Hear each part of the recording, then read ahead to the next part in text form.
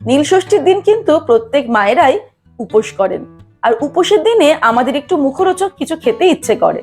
সেই জন্য আমি আজকে যে রেসিপিটা নিয়ে এসেছি সেটা খুব কম ইনগ্রেডিয়েন্টস দিয়ে আর খুব কম সময়ে চটজলদি আমরা তৈরি করব, কিন্তু খেতে হবে খুব মুখরোচক। তাহলে চলুন রেসিপিটা শুরু করি। সবার প্রথমে একটা কড়াই গরম করে তার মধ্যে দিয়ে দেব 1 টেবিল স্পুন পরিমাণে ঘি। এবারে ফ্লেমটাকে একদম লোতে করে এর মধ্যে দিয়ে দেব 1 মুঠো পিনাট বা চিনেবাদাম। চিনেবাদামটাকে লো ফ্লেমে 2 থেকে 3 মিনিট ভালো করে ভেজে নেব। এই যে ভালো করে ভাজা হয়ে গেছে বাদামগুলোকে, এবার এগুলোকে তুলে নেব। বাদাম ভেজে নেওয়ার পর আরো 1 টেবিল স্পুন ঘি অ্যাড করে দেব। এবার এর মধ্যে ফোড়ন দিয়ে দেব 1/4 টিস্পুন গোটা জিরে, 2 ছোট কাঁচা লঙ্কা কুচিয়ে নিয়েছি সেটা দিয়ে দিলাম, আর দিয়ে দেব 1/2 টিস্পুন আদা বাটা। আপনারা চাইলে আদাটাকে গ্রেট করেও দিতে পারেন। সবকিছুকে ভেজে নেব লো ফ্লেমেই 20-30 সেকেন্ড। তারপর এর মধ্যে দিয়ে দেব সিদ্ধ করে রাখা আলুর টুকরো। আমি 2টো বড় সাইজের আলু সিদ্ধ করে নিয়েছি, এরকম ডুমো ডুমো কেটে সেটা দিয়ে দিলাম। আলুগুলো অ্যাড করার পর সবকিছুকে ভালো করে নাড়াচাড়া করে নিলাম। এবার এটাকে ঢাকা দিয়ে লো ফ্লেমে 2-3 মিনিট রান্না করব। 2-3 মিনিট পর ফিরে আসছি।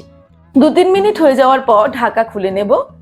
এই সময় কিন্তু আলুগুলো বেশ ভাজা ভাজা হয়ে গেছে।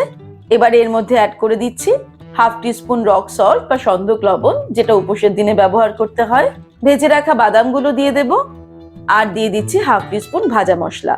শুকনো কড়াইতে গোটা জিরে, গোটা ধনে, গোটা মৌরি আর শুকনো লঙ্কা রোস্ট করে মিক্সিতে গুঁড়ো করে নিয়ে এই ভাজা মশলা তৈরি করে নিয়েছি।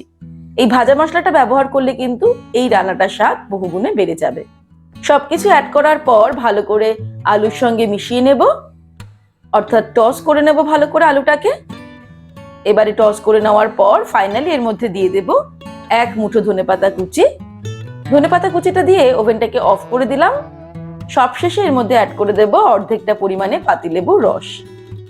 তারপরে ওভেন অফ করার পরে আবারও একবার এই পাতিলেবুর রস আর ধনেপাতাটা মিক্স করে নেব। তাহলেই কিন্তু উপোসের দিনের জন্য আলু দিয়ে এই রেসিপি আমাদের তৈরি হয়ে যাবে।